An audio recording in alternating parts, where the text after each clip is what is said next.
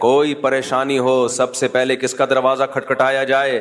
اللہ کا. یعلم خائنۃ الاعین وما تخفی الصدور، وہ آنکھوں کی خیانت کو بھی جانتا ہے، سینوں کے رازوں کو بھی جانتا ہے. هو اعلم بكم اذ انتم اجنۃ فی بطون امہاتکم، جب تمہاری ماں تمہیں نہیں جانتی تھی، ماں کے پیٹ میں تھے تم، وہ اس وقت سے تمہیں جانتا ہے، تم سے محبت کرتا ہے ماں سے بھی 70 گنا زیادہ. علی کل شیء قدیر ہے، اس کی عظمت ہے، اس کا جلال ہے. لہذا جب بھی پکارا جائے گا، وہ پکار جو اسباب سے ہٹ کے ہے. اسباب کا مطلب کیا ہے؟ مجھے پیاس لگ رہی ہے، میں کہتا ہوں پانی چاہیے، آپ جائیں گے اٹھ کے کولر سے پانی نکالیں گے لے آئیں گے، یہ وہ مدد نہیں ہے، یہ تو ہر ایک سے مانگی جاتی ہے. ایک مدد وہ ہوتی ہے اس کے ارادے کا نام. جب وہ کسی چیز کا ارادہ کرتا ہے تو دو کام کرتا ہے، یا تو ویسے اسباب پیدا کر دیتا ہے یا بغیر سبب کے کام کر دیتا ہے. وہ بغیر سبب کے کام کرے، اس کو معجزہ اور کرامت کہتے ہیں. سمجھ میں آ رہی ہے بات؟ اس کو کیا کہتے ہیں؟ معجزہ اور کرامت. کوئی سبب نہیں ہے، کر دیا اس نے. جیسے بنی اسرائیل میں ایک بندہ مر گیا، قرآن سے پتہ چلتا ہے اور آسمانی کتابوں سے بھی. قاتل کا پتہ نہیں چل رہا تھا، بڑے پھڈے ہو رہے تھے، بے گناہ لوگوں پہ الزامات لگ رہے تھے. اللہ نے اس مقتول کو زندہ کیا اور اس مقتول نے کھڑے ہو کے نام بتایا میرا قاتل یہ اللہ نے مدد کی سبب کے بغیر. یہ ہوتا ہے یہ معجزہ. کرامت بزرگوں کی ہوتی ہے اور معجزہ پیغمبروں کا. فرق صرف اتنا ہے کہ کرامت پر ایمان ضروری نہیں ہے جب تک کہ وہ قطعی دلیل سے ثابت نہ ہو. اگر قطعی دلیل کے بغیر ہے تو اگر آپ کو بیان کرنے والے پر اعتماد ہے تو مان لیں، بیان کرنے والے کے بارے میں آپ کا خیال ہے پھینک رہا ہے لمبی لمبی تو نہیں مانے آپ. لیکن معجزے کا انکار نہیں کر سکتے آپ. لیکن قرآن میں کچھ کرامتیں ایسی ہیں کہ ہیں وہ کرامت لیکن ماننی پڑیں گی، کیونکہ بیان کون کر رہا ہے؟ قرآن بیان کر رہا ہے. اسی طرح بیان کرنے والا قابل اعتماد ہے، آپ کو پتا ہے یہ جھوٹ نہیں بولے گا، پھر بھی آپ انکار کر رہے ہو تو یہ کرامت کا انکار نہیں ہے، پھر خدا کی قدرت کا انکار ہے. میں نے شہیدوں کے خون کی خوشبو خدا کی قسم اپنی ناک سے سونگھی ہے. اب جس کو مجھ پہ اعتماد ہوگا مان لے گا یار اللہ کی قدرت ہے. بندہ شہید ہوا اور اس کے خون سے اللہ نے خوشبو پیدا کر دی. لیکن آپ کو اگر مجھ پہ اعتماد نہیں ہے، آپ کا خیال ہے یہ مولوی صاحب پھینکو ہیں تو نہ مانو آپ. لیکن آپ کا خیال ہے کہ مولوی صاحب پھینکو نہیں ہے، کیوں پھینکوں گا بھائی؟ کیوں جھوٹ بولوں گا میں؟ اتنی بڑی قسم مسجد میں ممبر پہ بیٹھ کے کیوں اٹھاؤں گا؟ اس کے باوجود بھی اگر آپ انکار کر رہے ہو کہ نہیں جی شہید کے خون سے خوشبو آ ہی نہیں سکتی، تو پھر یہ ہمارا انکار نہیں ہے، پھر یہ خدا کی قدرت کا انکار ہے. یہ وہی لا مذہبیت ہے، الحاد ہے، جس کی بیس پہ لوگوں نے خدا کا انکار کیا ہے. کیونکہ آج بہت سے لوگ بابوں کی کرامتوں کا انکار کرتے کرتے لمٹ کراس کر چکے ہیں، کرامت کے وجود ہی کے منکر ہو گئے ہیں. یہ غلط ہے. کسی بھی چیز کے اعتدال سے اس پہ رد کیا جائے گا. سمجھ میں آ رہی ہے کہ نہیں آ رہی بات؟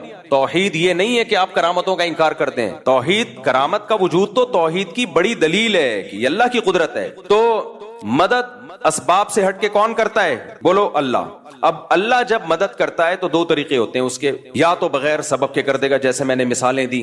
فرعون کو، موسیٰ علیہ السلام کو فرعون سے کیسے بچایا؟ ناکامی کے نقشے پہلے پیدا کیے. حضرت موسیٰ علیہ السلام نکلے بنی اسرائیل کو لے کر، گھوڑے پہ جا رہے ہیں دوڑتے ہوئے، راستہ بھلا دیا اللہ نے. صحیح ہے نا؟ آگے پانی ہے، سمندر ہے، پیچھے فرعون. بنی اسرائیل نے کہا انا لمدرکون، مارے گئے. بس آگے پانی، پیچھے اتنا بڑا لشکر گئے. اب اسباب کی دنیا میں بچنے کا کوئی چانس تھا ہے بھائی؟ امپاسبل. موسیٰ علیہ السلام کا اللہ پہ اعتماد. تو یہ جو اعتماد ہے یہ ہے وہ محبت جو کس کو دی جا رہی ہے؟ معبود کو. اگر وہاں کوئی سائنٹسٹ آ کے حضرت موسیٰ علیہ السلام کو کہتا کہ میں کوئی ابھی ایسا کروں گا، ایک توپ ایجاد کر لوں گا اور ان فرعونیوں پہ آپ بمبارمنٹ کرو گے، موسیٰ علیہ السلام مان لیتے اس کی بات؟ بولو نہیں. اس پہ توکل کرتے؟ نہ. یہ اسباب کی دنیا میں ممکن نہیں ہے، ایسا نہیں ہو سکتا، اتنی جلدی کچھ بھی نہیں ہو سکتا. لیکن وہ معبود کس کو مانتے تھے؟ اللہ کو، صرف اللہ کو. صرف اللہ. عیسائی صرف اللہ نہیں کہتے، مسیح علیہ السلام کو بھی ساتھ میں ملا لیتے ہیں. نا صرف ایسے موقع پہ صرف کون؟ اللہ. کوئی پیغمبر، کوئی ولی، کوئی فرشتہ نہیں، کیونکہ اب اسباب سے ہٹ کے مدد کرنے کی بات ہو رہی ہے. اس کی قدرت کس کے ہاتھ میں ہے؟ اللہ کے ہاتھ میں. یہ محبت اور یہ تعلق اللہ کے علاوہ کسی اور کو دیا. آپ 100 دفعہ کہو کہ میں صرف ایک اللہ کو مانتا ہوں، اللہ کہے گا تم ایک اللہ کو نہیں مانتے، تم صرف زبان سے بولتے ہو، حقیقت میں تم نہیں مانتے, جھوٹ بولتے ہو تم. آپ کہہ رہے ہو مسیح سے بھی دعائیں مانگی جائیں, مریم سے بھی دعائیں مانگی جائیں علیہم السلام, اور پھر کہو ہم ایک خدا کو مانتے ہیں. تو آپ کے کہنے سے اللہ نہیں مان لے گا اس بات کو. اللہ کہے گا میں نہیں مانتا, میں اس کو مانوں گا کہ یہ ایک خدا کو مانتے ہیں جو مصیبتوں میں صرف کس سے مانگے گا, صرف اس اللہ سے مانگے گا. تو موسیٰ علیہ السلام نے اس موقع پہ کیا کہا, ان معی ربی, میرے ساتھ کون ہے, اللہ. کیا مطلب, وہ مدد کرنا چاہے گا تو کر دے گا. حضرت موسیٰ کے علم میں بھی نہیں تھا کہ کیسے کرے گا, کیونکہ اب تک تو حضرت موسیٰ نے لاٹھی کو سانپ بنتے ہوئے دیکھا تھا نا. تو یہ لاٹھی سانپ بن کے کتنے فرعونیوں کو کھا لیتی بھائی, کیا خیال ہے؟ پیچھے سے سینکڑوں ہزاروں کا لشکر آ رہا ہو اور آپ کے ہاتھ میں ایک اژدہا ہو, وہ اژدہا کچھ کر لے گا؟ کچھ بھی نہیں کر پائے گا. کتنوں کو کھائے گا وہ؟ بلکہ آنے والا سب سے پہلے اژدہا پہ وار کرے گا کہ پہلے اس کو قتل کرو. تو اللہ مدد کرتا ہے بعض دفعہ بغیر سبب کے, کہتا ہے چلو بھائی.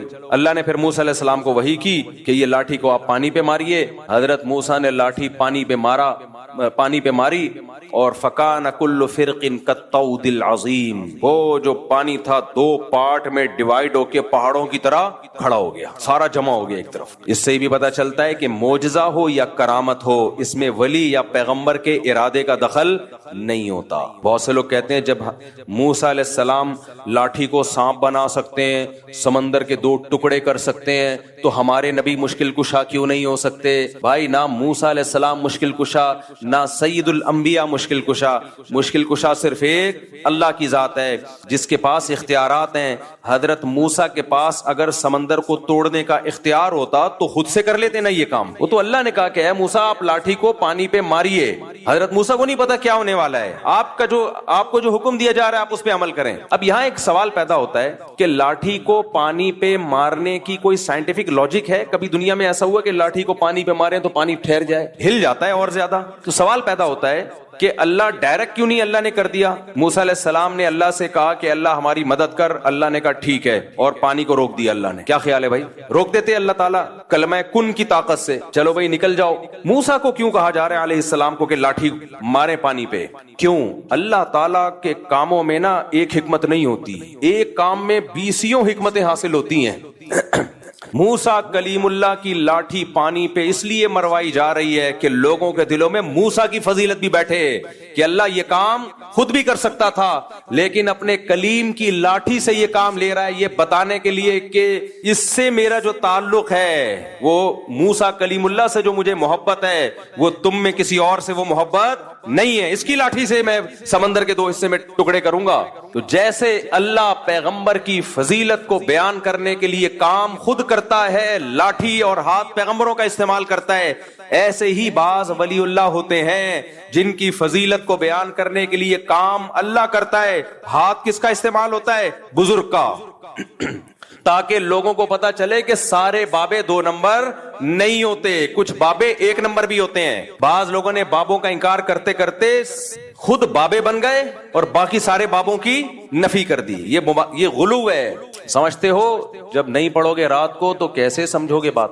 دیکھو سلیمان علیہ السلام نے کہا کہ ایکم یاتینی بعرشھا قبل ان یاتونی مسلمین. اپنے دربار میں کہا ملکہ سبا اپنے کنٹری سے آ رہی ہے, اس کے آنے سے پہلے کون ہے جو اس کا تخت اٹھا کے لے آئے گا؟ ایک جن نے کہا میں لے آؤں گا, اتنی ٹائم لگے گا اس میں, ایسا نہیں ہوگا جن گیا تھوڑا ٹائم لگتا ہے آنے میں اور جانے میں. ایک بزرگ تھے جن کے پاس انجیل کا زبور کا علم تھا, انہوں نے کہا انا آتیک بہ قبل ان یرتد الیک طرفک, اے پیغمبر آپ کی پلک جھپکنے سے پہلے میں وہ تخت حاضر کروں گا. یہ کہا اور تخت حاضر.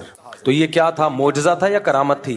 کرامت, کیونکہ غیر نبی کے ہاتھ پہ. اور ہر ولی کی کرامت پیغمبر کا معجزہ ہوتا ہے, پیغمبر کا معجزہ, کیونکہ وہ ولی کے ہاتھ پہ کرامت اسی لیے ظاہر ہوتی ہے کہ وہ اس پیغمبر پر ایمان لاتے ہیں. اگر ایمان نہ لاتے تو وہ کرامت ظاہر نہیں ہوتی.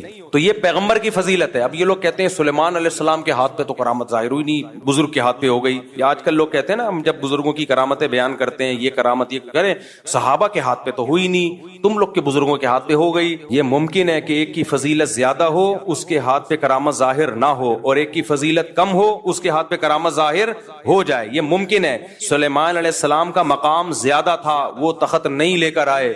بزرگ کا مقام کم تھا, انہوں نے سیکنڈوں میں تخت حاضر کر دیا. اب جو شرک ذہنیت والے لوگ ہیں وہ کہیں گے دیکھو اللہ نے بزرگوں کو بھی اختیارات دے رکھے، سیکنڈ میں تخت یہاں سے وہاں اٹھا کے لے آئے، اسی لیے ہم داتا دربار پہ جاتے ہیں کہ وہ سیکنڈوں میں حمل ٹھہروا دیں۔ میاں بیوی میں حمل نہیں ٹھہر رہا، دوائیں کھا کھا کے پاگل ہو گئے، تو وہاں جائیں گے تو حمل ٹھہر جائے گا، صحیح ہے نا؟ ایک دفعہ جائیں گے حمل ٹھہر جائے گا، ان کو پاس یہ اختیارات ہیں۔ ہم جائیں گے تو ہمارے آنے والی مصیبتوں کو وہ دور کر دیں گے۔ جب ان کو کہا جاتا ہے یہ تو شرک ہے، تو کہتے ہیں پھر سلیمان علیہ السلام کے دور کے بزرگ نے یہ جب کیا شرک، وہ بھی تو شرک تھا، تو جواب کیا ہے؟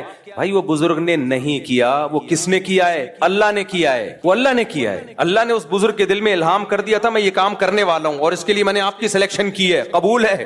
انہوں نے کہا ہاں ہو گیا۔ اگر ان بزرگ کے پاس یہ اختیارات ہوتے تو وہ تو تخت ہی دائیں بائیں کرتے رہتے بیٹھ کے، کیا خیال ہے؟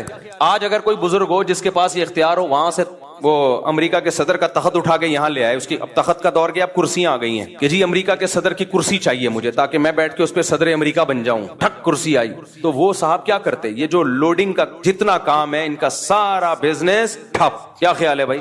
ہمیں فرنیچر چاہیے گھر میں، جی بیٹی کی شادی ہے، جہیز کے لیے لالو کھیت گئے یا طارق روڈ گئے، لوڈنگ کے لیے یار اس بزرگ کو فون ملا، یہ بیڈ کسی سے نہیں اٹھ رہا ہے، ٹھک بیڈ دلہن کے کمرے میں، بلکہ دلہن ہی اٹھوا کے لے آؤ، رخصتی کی ضرورت کیا ہے؟ گاڑی جائے گی، پوں پوں پوں، وہ باجے بجیں گے، پھر جوتا چھپائی اور بیسیوں قسم کے خرچے ہیں۔ بزرگ کو رابطہ کیا حضرت دلہن کا ویٹ کافی زیادہ ہے اور گاڑی ابھی فوراً مل نہیں رہی ہے، اور ابا رخصتی کرنے میں تاخیر بہت کر رہے ہیں، اس کے ابا ایسے بھی ابا ہوتے ہیں مارکیٹ میں۔ بزرگ کیا کرتے؟ بھائی میرے اتنے ریٹ ہیں اور میں صدقہ کروں گا کیونکہ میں بزرگ ہوں، وہ کھاؤں گا نہیں، میں مختلف علاقوں میں تعاون کروں گا، اتنے پیسے دے، ٹھک دلہن کہاں؟ آپ کے بیڈ پہ۔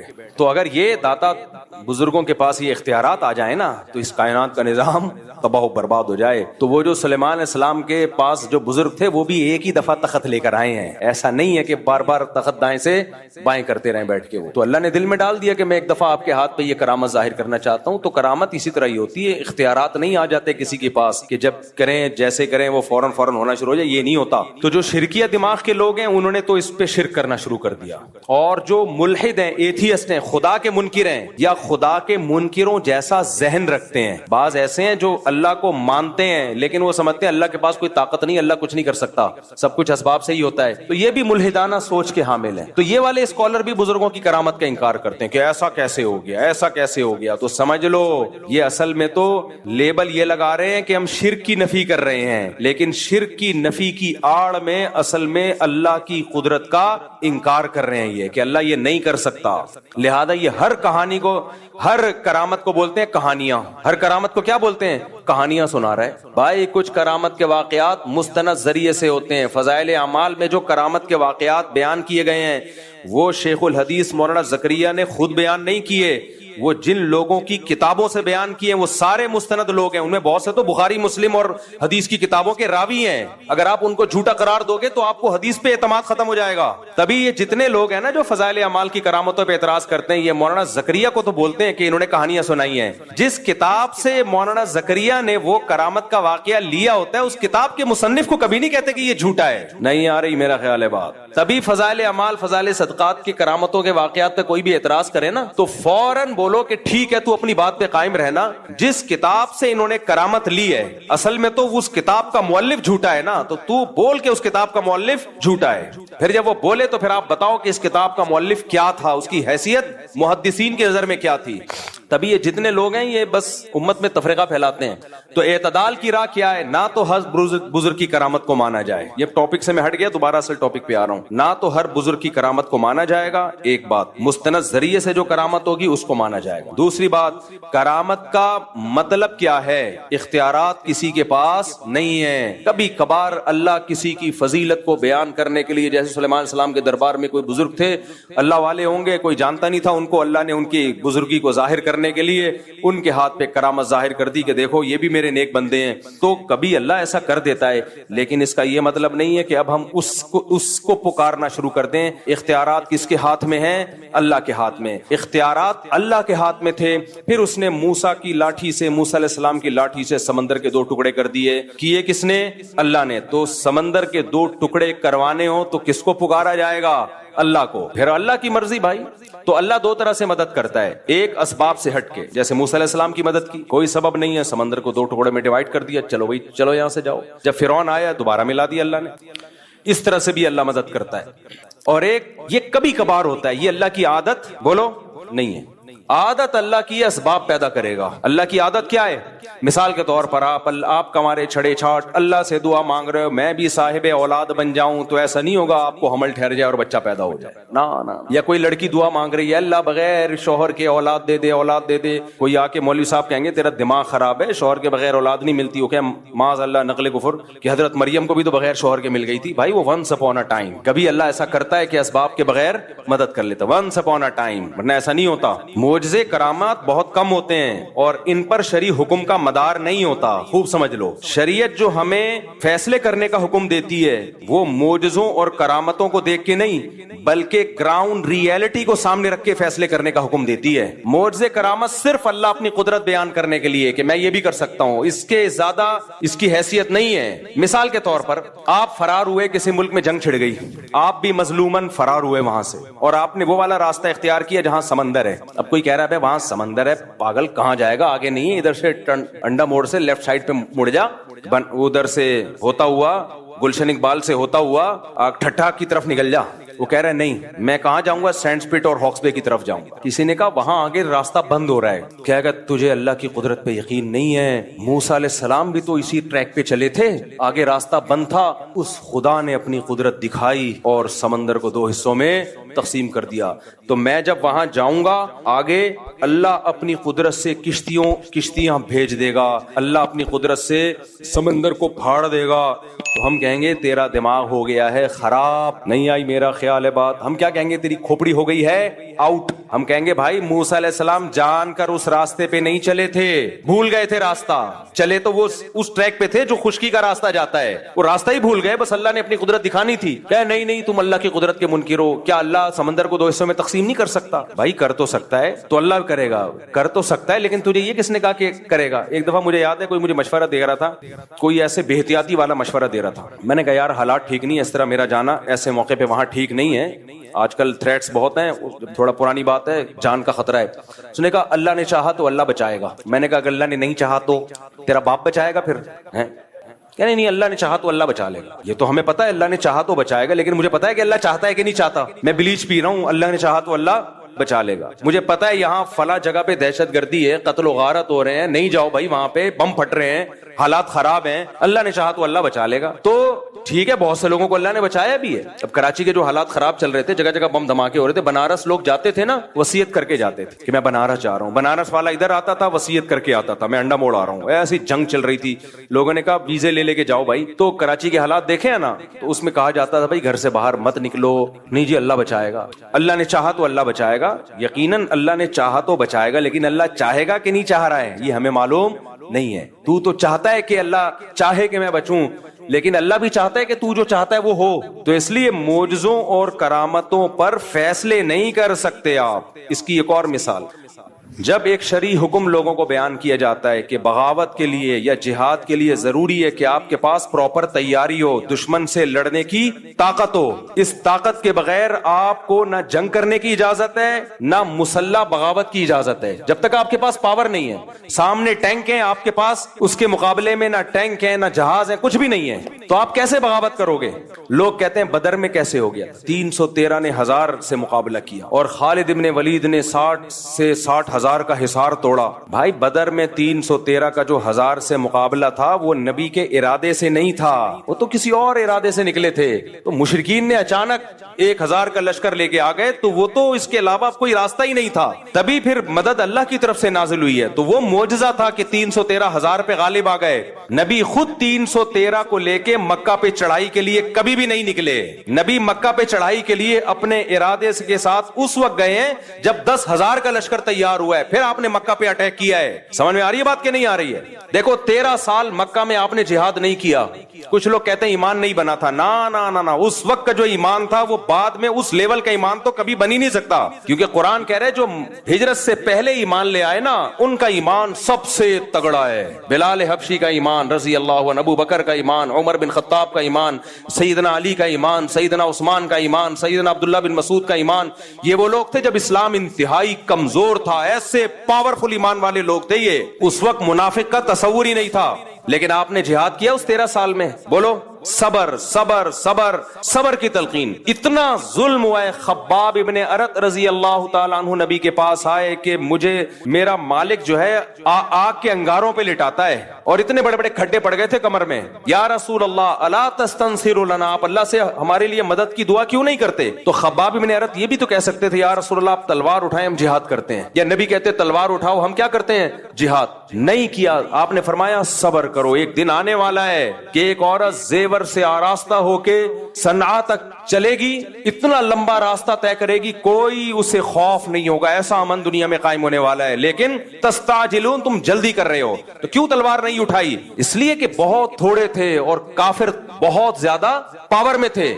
گراؤنڈ ریئلٹی اور اسباب کو سب سے زیادہ فوکس اسلام کرتا ہے. تبھی تو مسلمان دنیا میں مار کھا رہے ہیں, بیٹھے ہوئے پھینک رہے ہوں گے, بس باتیں کر رہے ہوں گے, کسی بھی چیز کا کوئی سبب اختیار نہیں کرتے, نہ صحت کا سبب, بے موقع توکل. تو نبی نے مکہ میں 13 سال صبر کیا ہے کیونکہ طاقت بولو نہیں تھی, اتنے سے لوگ نہیں لڑ سکتے بھائی, اتنوں سے. حضرت بلال کے سینے پہ پتھر رکھے جا رہے ہیں, وہ پتھر نہیں ہٹا سکتے, اور ایسی قوم کو حکم دیا جائے کہ تم ان کے خلاف کیا کرو, لڑائی شروع کر دو. وہاں اتنا کر سکتے تھے کہ جان بچا کے مکہ سے نکل جائیں. جان بچا کے کیا کریں؟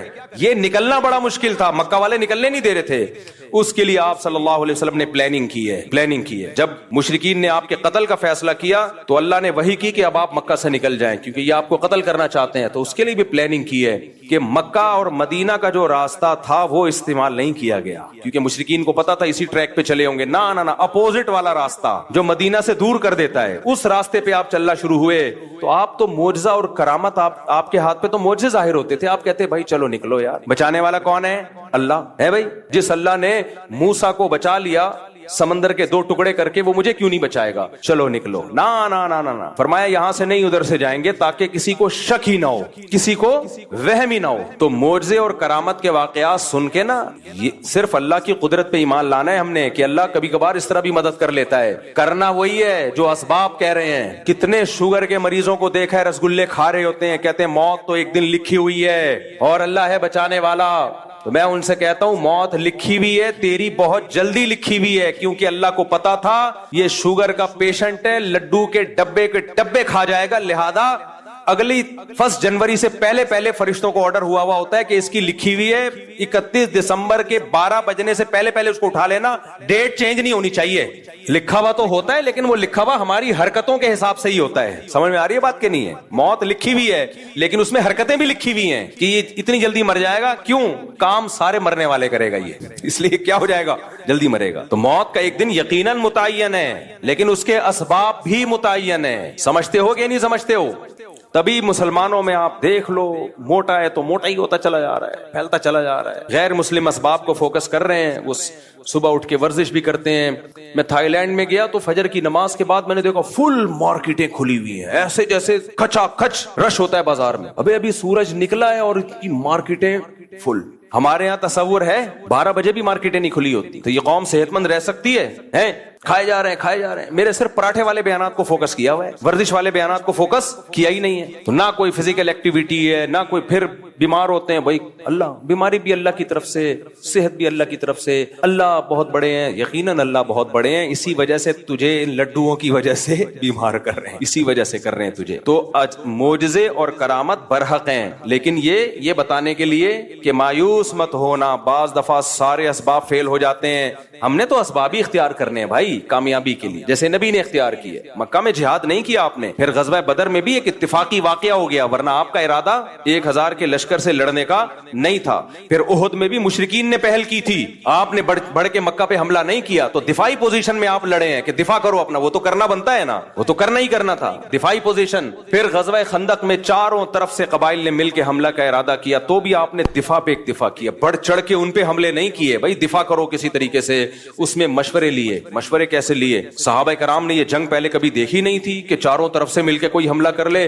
تو آپ نے سلمان فارسی کو بلایا کہ فارس میں تم نے کبھی ایسی جنگ دیکھی ہے؟ انہوں نے کہا ہاں ہم نے دیکھی ہے. کیا کرتے ہو؟ خندقیں کھودتے ہیں ہم تاکہ دشمن اندر نہ آئے. اب اس کے علاوہ کوئی آپشن ہی نہیں تھا. وہ خندقیں کھودنا آسان کام نہیں تھا. وہ ایسا نہیں ہے کسی بلڈنگ کے لیے ایک گڑھا کھودا جا رہا ہے. چاروں طرف وہ تمام ایریاز جہاں سے دشمن کے آنے کا خطرہ ہے, اتنے بڑے گڑھے کھودے جائیں جائیں کہ دشمن کا اونٹ اور گھوڑا ان کو کراس کر نہ سکے. یہ آسان کام تھا, جبکہ مدینہ اکنامکلی اس وقت انتہائی کمزور تھا. بھوک سے نڈھال ہو رہے ہیں لوگ, پیاس سے نڈھال ہو رہے ہیں, پیٹ پہ پتھر باندھ رہے ہیں, لیکن آپ کدال لے کے گڑھے کھود رہے ہیں. وہاں بھی تو آپ کہہ سکتے تھے بھائی یہ تو بہت مشکل کام ہے, مدد کا وعدہ کس نے کیا ہے؟ بولو, اللہ نے کیا ہے. مدد کا وعدہ اللہ نے کیا ہے تو اتنی ٹینشن نہیں بھائی, بس تھوڑا بہت مشورہ میں نے لے لیا حضرت ابو بکر سے, حضرت عمر سے. باقی فارس کے لوگ کیا کرتے ہیں ایسے موقع پہ, وہ تو ہے کافر.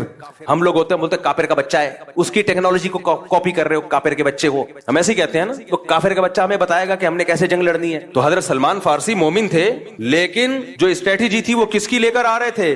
فارسیوں کی, جو اس وقت آگ کی پوجا کرتے تھے. تو نبی نے وہ اس کو قبول کیا کہ بہترین سجیشن ہے. جب اپنا پورا کام کمپلیٹ کیا تو پھر معجزے ظاہر ہونا شروع ہوئے. پھر معجزے ہوئے ہیں کہ ایک سرید کا پیالہ وہ 20 لوگوں کے لیے کافی ہو گیا. ایک دودھ کا پیالہ, ایک پیالہ ہے اور سارے صحابہ اس کو پی رہے ہیں, وہ پیالہ ختم نہیں ہو رہا.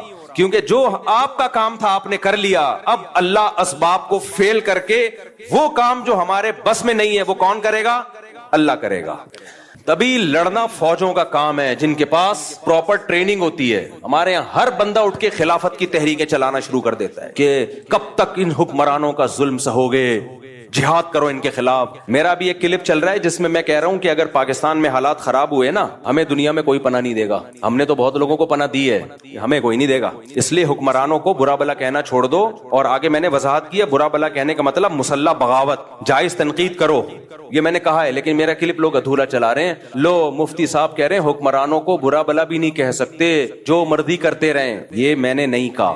جائز تنقید 100 دفعہ کرو, دھرنے بھی دو, کنٹینر لا کے رکھو, اپنے مطالبات پورے کرواؤ. اگر نہیں کروانے ہوتے میں عدالتی خلا کے خلاف اتنا کیوں چیختا. میرا مقصد ہے مسلح تحریک کی طرف مت جاؤ. بم دھماکے, مار دھاڑ, یہ کام کیا تو ملک میں لاشیں بچھیں گی, رزلٹ کچھ بھی نہیں نکلے گا. غزہ سے زیادہ حالات خراب ہو جائیں گے ہمارے ملک کے, کیونکہ یہ جو بیٹھ کے باتیں کر رہے ہیں نا اسلامی خلافت کی, ان کے پاس باتوں کے سوا کچھ بھی نہیں ہے. خلافت کا لفظ انہوں نے بدنام کر دیا ہے. ہر 4 دن میں کوئی اٹھتا ہے کہ پاکستان میں خلافت کا نظام لے کے آؤں. تیرے پاس کون سا میکینزم ہے, تیرے پاس کیا اسٹریٹجی ہے, پہلے کیا کرے گا, اس کے بعد کیا کرے گا, پھر لڑے گا کیسے؟ کیونکہ اسی لیے تو آپ کو فوج سے لڑنا پڑے گا, اسلام آباد پہ قبضہ کرنا پڑے گا. کیا کیسے کرے گا؟ کوئی جواب نہیں ہے. یونیورسٹیوں کے لڑکوں کو اور طلبہ کو ایک اندھیری گلی میں بند کر دیا. پھر ہوتا کیا ہے, ایجنسی والے ان کو اٹھاتے ہیں, پھر یہ مسنگ پرسن بنتے ہیں. اور یہ جتنے لیڈر خلافت کے نام پہ یہ دندناتے گھوم رہے ہوتے ہیں, ان کو کچھ بھی نہیں ہوتا. ایجنسیاں ان کو کچھ نہیں کہتی ہیں. ایجنسیاں کہتی ہیں ان کی دعوت پہ جتنے لوگ آ رہے ہیں نا ان کو کھڈے لین لگاتے جاؤ, ان کی چمڑیاں ادھیڑی جاتی ہیں, کوئی پوچھنے والا. تو ایسے جتنے بھی اسکالرز ہیں نا یونیورسٹیوں میں آج کل, یہ بہت اس طرح کے اسکالرز آ رہے ہیں کہ دیکھو یہ مولوی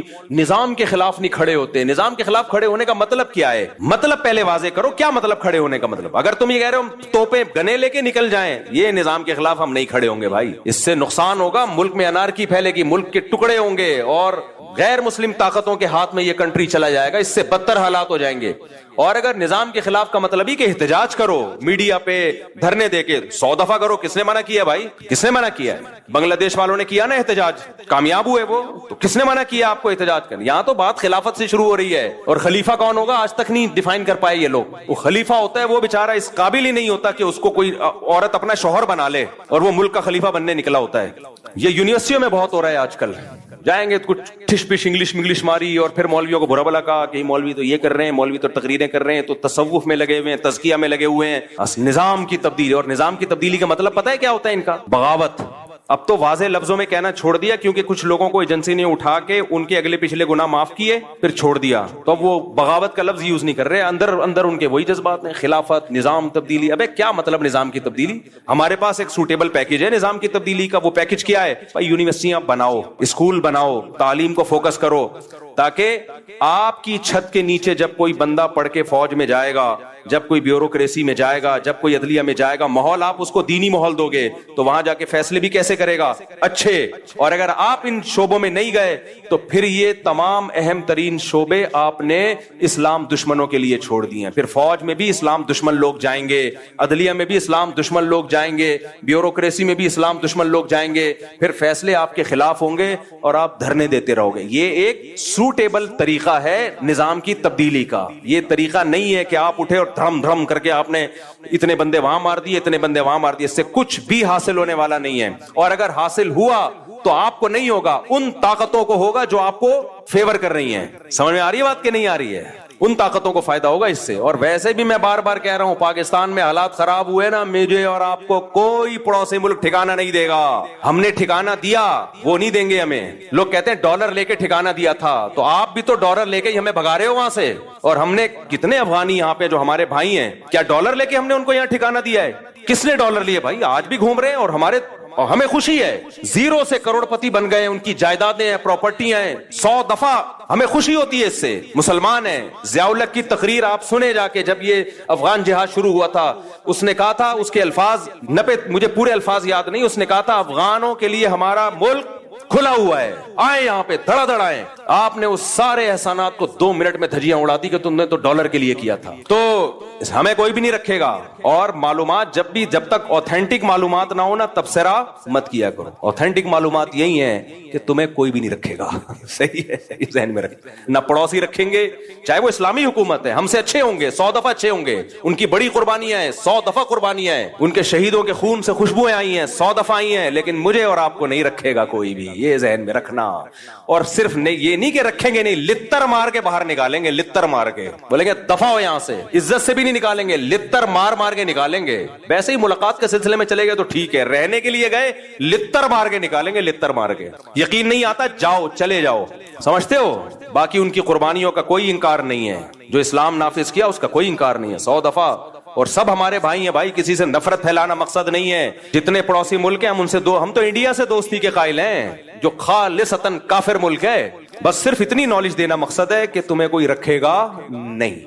سمجھ رہے ہو؟ اور صرف نکالیں گے نہیں, لتر مار کے نکالیں گے. اس پہ لوگ اعتراض کر رہے ہیں میرے بیانات پہ. میں تو جو گراؤنڈ ریئلٹی وہ بیان کر رہا ہوں. باقی تو ہم تو دوستی کے قائل ہیں بھائی. اور جو بھی ہیں پڑوسی ملک کے ہمارے بھائی ہیں, 100 دفعہ آج بھی ہم ان کے لیے قربانی دینے کے لیے تیار ہیں. 100 دفعہ تیار ہیں. اس کو ہم سب سے بڑا جہاد سمجھتے ہیں. لیکن میں یہ بتا رہا ہوں کہ بس جو ظرف آپ کا ہے وہ ساری دنیا کے سب لوگوں کا نہیں, اس لیے اپنے ملک کی حفاظت کرو. آج ہم کسی کو پناہ بھی اس لیے دے رہے ہیں, دے بھی اس لیے رہے ہیں کہ ہمارے پاس ایک کنٹری ہے. نہیں ہوا ختم. جب بات کو میں سمیٹ کے ختم کرتا ہوں تو اللہ 2 طرح سے مدد کرتا ہے انسانوں کی. بعض دفعہ اسباب کے بغیر, جیسے معجزے و کرامات. لیکن اللہ کی عادت کیا ہے؟ اسباب پیدا کر دیتا ہے. کیا پیدا کر دیتا ہے بھائی؟ اسباب. ایسی جگہ سے اسباب پیدا کرتا ہے جہاں سے آپ کا گمان بھی نہیں ہوتا. تو پھر ملحد کہتا ہے یار یہ تو سبب سے ہو رہا ہے نا, یہ تو سبب سے ہو رہا ہے, یہ تو سبب سے ہو رہا ہے, یہ تو اللہ کہاں کر رہا ہے. بھائی وہ سبب پیدا کس نے کیا ہے؟ اللہ نے کیا ہے. وہ سبب پیدا کرنے والا کون ہے؟ اسلام جو دنیا میں آیا غالب آئے وہ بھی تو اسباب سے آیا نا. وہ اسباب پیدا کس نے کیے؟ اللہ نے کیے. ایسی جگہ سے اللہ اسباب پیدا کرتے ہیں جہاں سے آپ کا گمان بھی نہیں ہوتا. اور بعض دفعہ اسباب فیل کون کرتا ہے؟ اللہ. آپ سمجھتے ہو بہت دولت آ گئی, بہت کچھ ہو گیا, آپ اللہ کو بھلا دیتے ہو. اللہ آپ سے دولت چھین لیتا ہے. چھینتا کیسے ہے؟ سبب پیدا کر دیتا ہے. کوئی ایسی بیماری لگا دی, ساری دولت اس بیماری میں خرچ, جائیدادیں تقسیم ہونا, جائیدادیں بکنا شروع. ایسے لوگ ہم نے دیکھے ہیں, ایک بیماری ہوئی, علاج میں زیرو ہو گئے بالکل. کروڑوں روپے جو انہوں نے کمائے تھے ختم, بھیک مانگنے پہ آ گئے. حضرت حکیم اختر صاحب رحمہ اللہ تعالی ایک واقعہ بیان کیا کرتے تھے. ابھی بھی ان کا بیان انٹرنیٹ پہ پڑا ہوا ہے کہ گلشن اقبال میں ایک سیٹ صاحب رہا کرتے تھے, ہر وقت مولویوں کی برائی, مولوی ایسے, مولوی ایسے. کچھ لوگوں کو پتہ نہیں, کوئی اللہ وافر میں کوئی بچپن میں کچھ الٹے سیدھے واقعات شاید ہو جاتے ہیں ان کے ساتھ, کسی 2 نمبر مولوی کے, تو ہر مولوی کو برا سمجھتے ہیں. بھائی ہر مولوی برا نہیں ہوتا یار. تو ان کو ٹھڑک ہو جاتی ہے, کوئی مولوی ایسے, مولوی ایسے, مولوی ایسے. ایک صاحب مجھے ملتا ہی مولوی ایسے, مولوی ایسے, مولوی ایسے, مولوی 2 نمبر. نے کہا کیا ہو گیا بھائی؟ پھر انہوں نے واقعہ سنایا کہ بچپن میں جو ان کے ساتھ ہوا تھا, کوئی قاری صاحب تھے, کوئی غلط ہو گیا. تو میں نے کہا یار ایک نے غلط کر لیا آپ کے ساتھ, جو 100% اس قاری کو چھتر لگاؤ سالے کو. لیکن یہ تھوڑی کہ سارے قاری ایسے یار, سارے مولوی ایسے. ایک ونس اپون اے ٹائم آپ کے ساتھ ہو گیا, اور آپ کو بھی تو چاہیے تھا نا کہ تھوڑا سا اتنا, اس کی تو 100% غلطی ہے. لیکن آپ نے جو اندھا اعتماد کیا, وہ کہہ رہے میں تو بزرگ سمجھ کے گیا تھا اس کے پاس. بزرگ بھی بعض بڑے ڈینجرس قسم کے ہوتے ہیں.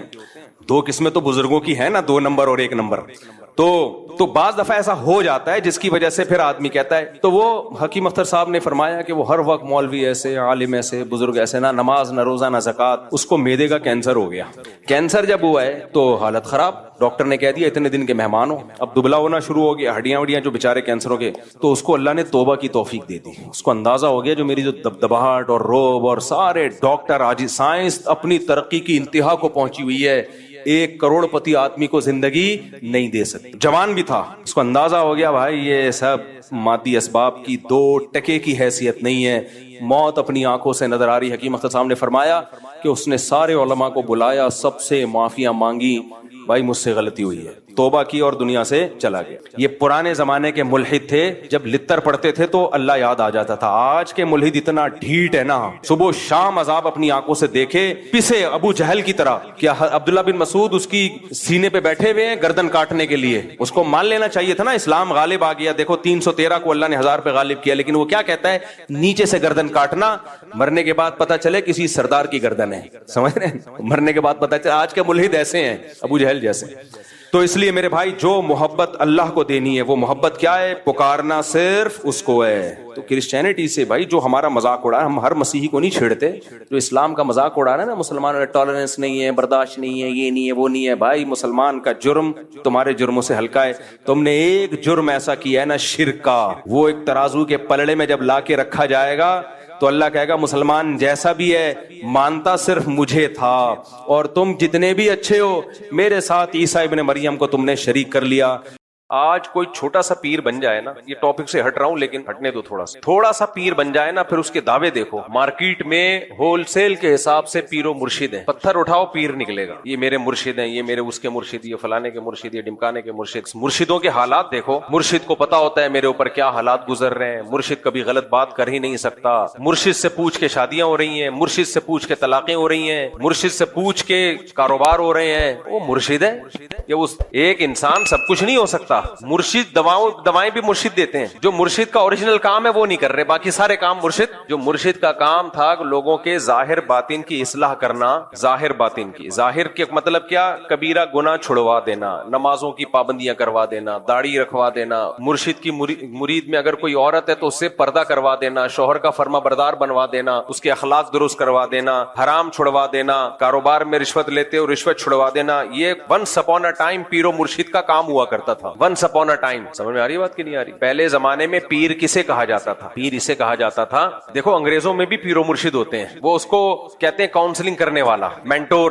وہ اس کو کیا کہتے ہیں, یہ ہمارا مینٹور ہے. ہر دور میں انسان کو تربیت کی ضرورت ہوتی ہے, ہر دور میں خود سے بہت مشکل ہوتا ہے, بہت ساری چیزوں میں ہدایت کی ضرورت ہوتی ہے.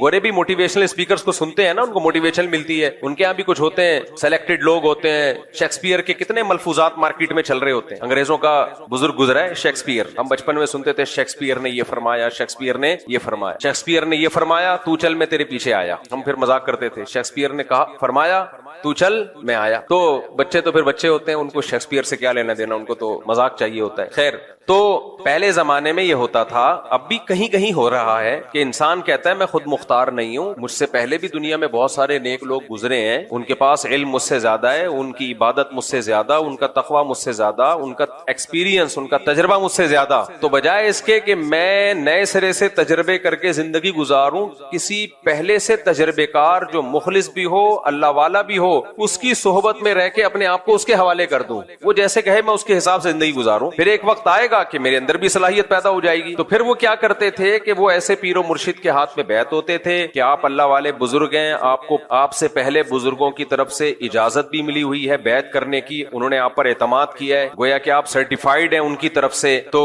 گدی نشین ہیں آپ ان کے, تو ہم اب آپ کے ہاتھ پہ بیعت ہو کے اپنے آپ کو آپ کے حوالے کریں گے. اور کس چیز میں حوالے کریں گے کہ بھائی ہم سے یہ گناہ نہیں چھوٹتے, ہمارے اندر اللہ کا اتنا خوف پیدا ہو جائے کہ ہر صغیرہ کبیرہ گناہ سے ہمیں توبہ کی توفیق مل جائے, اور ہمارے باطن سے حسد, بغض, کینہ, دنیا کی محبت یہ نکل جائے. یعنی جیسے آپ اللہ والے ہیں, اللہ کرے ہم بھی ایسے ہی بن جائیں. اس صحبت سے انسان بن جاتا ہے. دنیا میں سب سے پاورفل جو موٹیویشن ہے نا, پتہ ہے کیا ہے؟ وہ صحبت. کسی نیک آدمی کے ساتھ رہ لو, اس سے زیادہ پاورفل, تبدیل کرنے والی دنیا میں کوئی چیز ہے نہیں. اور آج انہی بزرگوں کا مذاق اڑا کے ان کی حیثیت ہی ختم کر دی. نئے نئے جو اسکالرز مارکیٹ میں آ رہے ہیں, تو صحابہ کیوں بنے بھائی؟ سید الانبیاء صلی اللہ علیہ وسلم کی صحبت میں. تعلیمات تو ہمارے پاس بھی ہیں, نبی کی حدیثیں ہمارے پاس بھی ہیں, نبی کا دیا ہوا قرآن آج بھی محفوظ ہے یا نہیں ہے؟ کیا خیال ہے بھائی؟ لیکن میں اور آپ میں سے کوئی ان تعلیمات کو فالو کر کے صحابی بن سکتا ہے؟ نہیں بن سکتا بھائی. انہوں نے نبی کی صحبت میں ٹائم گزارا ہے, وہ کیفیات پیدا ہی نہیں ہو سکتی ہماری جو صحابہ کی تھی, ناممکن ہے. نوح علیہ السلام کا بیٹا کافر تھا، نوح علیہ السلام نے اس کی فکر نہیں کی ہوگی ہدایت کی؟ بولو، پیغمبر سے زیادہ پاور کسی کی تبلیغ میں ہو سکتی ہے؟ کوئی ایک پہلو بھی نوح علیہ السلام نے اپنے بیٹے کی تربیت کا چھوڑا نہیں ہوگا، کیونکہ انبیاء ہر لحاظ سے کامل ہوتے ہیں۔ اس کے باوجود کیسا بدبخت طوفان اپنی آنکھوں سے دیکھ رہا ہے، پھر بھی ایمان نہیں لے کر آیا۔ نوح علیہ السلام نے بتایا کہ اس وقت بارش ہوگی، طوفان آئے گا۔ پہلے کوئی محکمہ موسمیات والا کہ جو محکمہ ہی اتنا فعال نہیں تھا، جب بارش آنا شروع ہوئی تو یقین ہو جانا چاہیے تھا کہ میرے والد اللہ کے پیغمبر ہیں، انہوں نے بتایا تھا طوفان آئے گا، اور دیکھو آنا شروع ہو گیا۔ لیکن اپنی آنکھوں سے طوفان دیکھ رہا ہے۔ نوح علیہ السلام نے آخری بار موقع دیا، آ جا میری کشتی میں۔ کیا بھائی چلا جاتا، احتیاطاً چلا جاتا، کیا خیال ہے؟ یار چانس تو ہے، لیکن کیسے دلوں پہ مہر لگی ہے۔ کیا کہہ رہا ہے؟ سآوی الی جبل یعصمنی من الماء، میں ان قریب پہاڑ پہ چڑھ جاؤں گا جو مجھے پانی سے بچا لے گا۔ نوح علیہ السلام نے کہا لا عاصم اليوم، آج اللہ کے عذاب سے بچانے والا کوئی بھی نہیں ہے۔ اور اسی دوران ایک بڑی لہر آئی اور اس کو ڈبو دیا اس کو۔ تو یہ کیوں؟ نوح علیہ السلام کا بیٹا اتنا سخت دل کیوں تھا؟ صحبت جو چاروں طرف اس کو ملی ہے وہ نیک لوگوں کی، بولو نہیں تھی، وہ برے لوگوں کی صحبت تھی۔ چاروں طرف غیر مسلم، چاروں طرف اللہ کے باغی۔ نوح علیہ السلام کا بیٹا ان کے ہاتھوں سے نکل گیا۔ لوط علیہ السلام کی بیوی، لوط علیہ السلام نے نکاح سے پہلے بھی دیکھا ہوگا نا، تحقیق کی ہوگی، کیا خیال ہے؟ یا وہی ایسے ہی نکاح کر لیا ہوگا، جہاں سے بھی پیغام آیا بس نکاح کر لیا؟ کیا پیغمبر یہ غلطی کر سکتے ہیں؟ کتنا سوچ بچار کے بعد نکاح کیا آپ نے۔ جو جس چیز سے نوح علیہ السلام قوم کو روک رہے ہیں، لڑکوں سے بدفعلی، اسی میں لوط علیہ السلام کی بیوی مخبر بنی ہوئی ہے، مخبر بنی ہوئی ہے۔ وجہ کیا تھی بھائی؟ چاروں طرف ماحول برائی کا۔ اس لیے میں بار بار کہتا ہوں، جو لوگ یورپ میں جا کے رہتے ہیں فیملیوں کے ساتھ، وہاں گیدرنگ تلاش کرو، مسلم کمیونٹی تلاش کرو، وہاں جا کے رہو، اڑوس پڑوس میں مدرسہ، مسجد، مسلمان نظر آئیں آپ کو، نیک لوگ نظر آئیں، ورنہ خدا کی قسم جو تباہ ہوتی ہے نا اولاد، کانوں کو ہاتھ لگائے آدمی۔ وہاں سستے کے چکر میں کچھ لوگوں نے کیا کیا، ابھی تو میرا امریکہ سے ابھی بھی آئے ہوں نا، تازہ تازہ، تو مجھے وہ یاد آ جاتا ہے، ان کا وہ کلپ بنایا تھا تازہ تازہ والا۔ خیر، وہاں کچھ لوگ کیا کرتے ہیں، سستے کے چکر میں، امریکہ میں لا یہ ہے کہ جو بھی گاؤں دیہات میں یا دور رہے گا نا تو اس کو بینیفٹس بہت ملتے ہیں۔ ان لوگوں نے ہر چیز میں پلاننگ کی ہوئی ہے، وہ چاہتے ہیں ہمارے ملک کی آبادی بڑھے اور بہت زیادہ بڑھے، لیکن اس کی پلاننگ کا انہوں نے طریقہ یہ اختیار کیا ہوا ہے کہ سبب میں جا کے رہو، دور دور رہو شہروں سے، ایک ہی جگہ گھسو مت۔ ہم ڈھاکہ گئے نا بنگلہ دیش میں، ماشاءاللہ بہت آبادی، لیکن اتنا چھوٹا شہر، اسی میں سب ہے۔ اب ایک فیملی کے 8-10 بچے پیدا ہوئے تو اوپر والے پورشن میں، اس کے مزید پیدا ہوئے تو اس سے اوپر والے پورشن میں، مزید ہوئے تو اور اوپر والے پورشن۔ ابے بھائی کیا آپ معراج پہ جا رہے ہو؟ کیا کر رہے ہو؟ آسمان پہ جا رہے ہو کہ ستارے توڑنے کا ارادہ ہے؟ آبادی کو پھیلاؤ نا، اس کا نقصان کیا ہوتا ہے؟ حالانکہ بنگلہ دیش میں اسپیس بہت ہے، بہت اسپیس ہے بنگلہ دیش کے پاس، بہت خوبصورت کنٹری ہے، بھائی پھیلاؤ آبادی کو۔ لیکن یہ کام عوام کا نہیں ہوتا، یہ پلاننگ کس کی ہوتی ہے؟ گورنمنٹ کی۔ گورنمنٹ جب صحیح ہوتی ہے تو پلاننگ کرتی ہے پبلک کے لیے، تو سب خوش ہوتے ہیں۔ ہمارے یہاں گلستان جوہر میں دیکھ لو، کھارادر میں دیکھ لو، یہی ہو رہا ہے۔ بلکہ مجھے تو ایسا لگتا ہے کھارادر میں نیچے کو جا رہے ہیں، دھستا جا رہا ہے کھارادر، تو گھسے چلے جائیں گے، گھسے چلے جائیں گے۔ پھر میرے اوپر اعتراض کرتے ہیں کہ آبادی پہلے ہی اتنی بڑی ہوئی ہے، لوگوں کے پاس رہنے کی جگہ نہیں ہے، اور یہ مولوی کہتے ہیں دے دنا دن بچے پیدا کرو۔ بھائی بچوں پیدا کرو، جگہ بہت ہے، آپ کا دماغ خراب ہے کہ ایک ہی جگہ پہ گھس رہے ہو۔ اب میں نے اللہ کا فضل سے، اب جب میرے اتنے سارے بچے ہیں تو ایک کمرے میں تھوڑی گھسڑے ہوئے ہیں سارے، میں نے ایک کمرے میں ان کو سب کو گھسیڑ دوں، یا ایک 2 کمروں کے گھر میں 4 بیگمات اور 18-19 بچے گھسیڑ دوں، تو یہ اپنے ساتھ بھی ظلم ہوگا، ان کے ساتھ بھی ظلم ہوگا۔ پھیلاؤ بھائی، دور دور کرو، سستی جگہ لو، دور لو سستی جگہ۔ تو اب وہاں گورنمنٹ کیا کرتی ہے، کیونکہ گورنمنٹ وہ لوگ بہرحال اپنی قوم کے ساتھ خیر خواہ ہیں، وہ لوگ دوسروں کے ساتھ جیسے مرضی ہوں، وہاں گورنمنٹ یہ کرتی ہے کہ بھائی وہ کہتی ہے کہ جاؤ دور دراز علاقوں میں جا کے رہو، تمہیں وہاں زیادہ سہولتیں ملیں گی، ٹیکس کم سے کم ہوگا۔ اب ٹیکسز ایک جگہ ہے جہاں اسپیس بہت بڑا صوبہ ہے، گورنمنٹ نے بول دیا، پالیسی بنا دی، جو امریکہ کی اسٹیٹ ٹیکسز میں رہے گا اس کا ٹیکس کیا ہوگا، ٹیکس فری ہوگا وہ، یا کم ہوگا۔ تو اب جیسے ہی کسی شہر میں آبادی بڑھتی ہے، لوگ سستے کے چکر میں کہاں چلے جاتے ہیں؟ ایسی اسٹیٹس میں جاتے ہیں جہاں کھلے ڈلے۔ ہمارے یہاں ایسی کوئی پالیسی نہیں ہے، ایک زمانے میں تو پورے پاکستان کی آبادی کراچی کی طرف رخ کر رہی تھی، پھر یہاں حالات خراب ہوئے تو تھوڑا سا باہر ہو گئے، ورنہ سب کراچی کراچی کراچی کراچی۔ ماشاءاللہ کراچی ہے بھی ایسا برکت والا شہر، تو سب آ کے یہاں کیا نتیجہ نکلے گا میرے بھائی؟ پھر اوپر جاتے رہیں گے، جاتے رہیں گے، جاتے رہیں گے، فلیٹوں میں گھسے، کھڑکیوں سے نکل کے گر رہے ہیں۔ تو خیر کہاں سے کہاں میں چلا گیا۔ گیا. تو بنگلہ دیش میں ڈھاکہ شہر کی آبادی اتنی ہے کہ وہاں کی گورنمنٹ کو چاہیے کہ اس جیسا ایک اور شہر آباد کرے اور بولے اب اس شہر میں رہنے کی مزید کسی کو اجازت نہیں ہے. یہ پلاننگ کون کرتی ہے؟ حکومت کا کام ہے. تو ہمارے ملکوں میں چاہے پاکستان ہو, چاہے انڈیا ہو, چاہے بنگلہ دیش ہو, ہم ہیں تو تینوں ایک ہی ماں باپ کی اولاد نا. ابے انڈیا, پاکستان, بنگلہ دیش یہ ہیں اصل میں ایک ہی باپ کی اولاد. بعد میں اختلافات کی وجہ سے جیسے 3 بھائیوں میں لڑائی ہوتی ہے تو شادی کے بعد الگ الگ ہو جاتے ہیں. تو ہم لوگ بھی کیا ہو گئے, انڈیا, پاکستان, بنگلہ دیش الگ الگ ہو, لیکن ہیں اصل میں کیا, بلڈ ایک ہی ہے. تو حرکتیں تینوں کی سیم ہے, حرکتیں ہم تینوں کی سیم ہے. ان حرکتوں میں یہ بھی کہ اسپیڈ فل ہے, مینجمنٹ زیرو ہے. اب گورنمنٹ کہتی ہے اسپیڈ روکو, نا اسپیڈ نہیں روکے گا. ہمارا سرمایہ اولاد ہے بھائی. ہمارے لیے سب سے بڑا گفٹ قرآن کی نظر میں کیا ہے؟ اولاد. کیوں روکے بھائی, ہم پاگل ہیں کیا؟ اپنی خوشیاں چھین لیں ہم. تم پلاننگ نہیں کرتے آبادی کو پھیلانے کی, تو ہم تمہاری نااہلی کی وجہ سے اپنی خوشیاں چھین لیں ہم بھائی, اپنے گھروں کی رونق کو ہم ختم کر دیں, یہ نہیں ہوگا. تو خیر, تو کہاں سے کہاں چلا گیا بھائی یار, بات کیا چل رہی تھی؟ علم تو 2 طرح کا ہوتا ہے. میں امریکہ میں کیسے آیا, وہاں کے ماحول کی بات کر رہا تھا میں. تو اب وہاں بعض لوگ کیا کرتے ہیں کہ ان کو پتا ہے کہ یہاں مسلم کمیونٹی ہے چاروں طرف, یہ گجرانوالہ کا ہے, یہ گجرات کا ہے, وہ کراچی کا ہے, وہ پشاور کا ہے, یہ سارے اپنے لوگ ہیں. تو وہ کیا کرتے ہیں کہ کچھ بینیفٹس ان کو ملتے ہیں دور دراز علاقوں میں جا کے رہنے. تو سستے کے چکر میں وہ ایسی جگہوں پہ دور دراز بھی جاؤ, لیکن اڑوس پڑوس میں کوئی مسجد مدرسہ تو ہو نا, یا جا کے بنا لو کم از کم. چاروں طرف جب غیر مسلم ہیں اور آپ سستے کے چکر میں وہاں چلے گئے اور یہ سوچ کے کہ میں اپنی اولاد پہ کنٹرول رکھوں گا, تو نوح علیہ السلام کا اپنی اولاد پہ کنٹرول نہیں رہا میرے بھائی. ہم اور آپ کس کھیت کی مولی ہیں؟ تو میں تو وہاں ہو کے آیا ہوں. جو بچے بگڑتے ہیں وہ وہاں کا بگڑا ہوا چھوٹا بگڑا ہوا نہیں ہوتا. یہاں کا بگڑا ہوا کیا ہوگا؟ اتنا ہی ہوگا کہ ایک دن جیب سے سگریٹ نکلی تو ابا نے 2 چماٹے لگا دیا, آئندہ نہیں پینا, یہی بگڑا ہوا ہوگا نا. وہاں کا ایسا نہیں ہوتا بھائی. وہاں کا بگڑا ہوا وہ امریکہ کا بگڑا ہوا ہے. امریکہ سمجھتا ہے کہ اگر ہمارا بگڑا ہوا تھوڑا بگڑا ہوا تو ہماری توہین ہے, ہم سپر پاور ہیں, تو ہمارا بگڑا ہوا بھی سپر ہونا چاہیے. چھوٹی موٹی چیزیں وہاں انسلٹ ہے اس قوم کی. وہاں شوہر بگڑ جائے, چھوٹا ہوا بگڑا ہوا نہیں ہوتا. وہ شوہر وہاں کا بگڑا ہوا ایسا خاندانی بگڑا ہوا ہوتا ہے. وہاں عورت بگڑ جائے, اف, تباہی ہے وہ. ابھی میں مثالیں کیا دوں کہ کیا بگڑتے ہیں وہاں پہ جو بگڑتے ہیں. آپ ایسا نہ ہو یہاں بھی وہ بگاڑ شروع ہو جائے. تو یہاں جو بگڑے ہوئے شوہر ہیں وہ سمجھیں گے کہ یار ہم تو بہت نیک ہیں, ہم تو اپنے آپ کو بگڑا ہوا سمجھ رہے تھے. تو بگڑا ہوا تو اس کو کہتے ہیں, وہ اور بگڑ جائیں گے. پھر وہاں کا بچہ جو بگڑا ہوا ہوتا ہے وہ بہت خطرناک بگڑا ہوا ہوتا ہے. تو اس کو وہ گورے بگڑا ہوا کہتے ہی نہیں ہے, اس کو وہ کہتے ہیں کہ ہیومن رائٹس ہیں, آزادی ہے, آپ کا رائٹ ہے جو مرضی کر لو ابا کے ساتھ. آپ کا کیا ہے؟ رائٹ. یعنی جمشید کے رائٹس اور ابا کے رائٹس برابر ہیں. پڑوس میں کوئی جمشید صاحب رہتے ہیں تو جو ان کے رائٹس ہیں وہی آپ کے